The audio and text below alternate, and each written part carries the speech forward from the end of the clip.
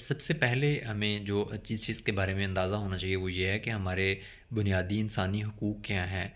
ہمارے رائٹس کیا ہیں۔ جب تک پہلی بات تو یہ ہے کہ پاکستان کی تقریباً 70% پاپولیشن جو ہے، آبادی جو ہے، اس کو یہی نہیں پتہ ہے کہ ہمارے بنیادی انسانی حقوق کیا ہیں۔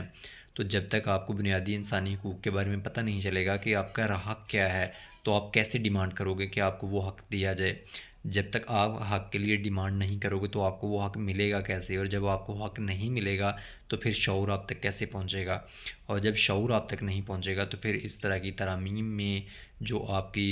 کا حصہ ہے وہ بھی نہ ہونے کے برابر ہوگا۔ اور اسی طرح سے جس طرح سے ہم پچھلے تقریباً 78 سال سے زندگی جی رہے ہیں، ہم ویسے ہی آگے بھی بھیڑ بکریوں کی طرح زندگی جیتے رہیں گے، اور ہمارے اشرافی اور ہمارے حکمران جو ہیں اسی طرح سے ہمیں اپنے پیچھے لگائیں گے، کبھی کسی مقصد کے لیے، کبھی کسی مقصد کے لیے، اور ہم ان لوگوں کے لیے صرف اور صرف لڑنے اور مرنے کا کام کریں گے۔ باقی ہماری زندگیوں میں کوئی تبدیلی نہیں آئے گی، ہم میں سے کوئی آگے نہیں بڑھ سکے گا، اور ہم میں سے کوئی بھی اپنے آپ کو باشعور شہری نہیں کہہ سکے گا، جس کو دنیا کے بارے میں علم ہو، جس کو ہیومن رائٹس کے بارے میں پتہ ہو، جس کو قوانین کے بارے میں پتہ ہو، جس کو اور جتنے بھی انسان کے بنیادی وسائل ہیں ان کے بارے میں پتہ ہو۔ تو ہمیں سب سے پہلے اپنے آپ کو باشعور انسان بنانا ہے، اور پھر ہمیں ان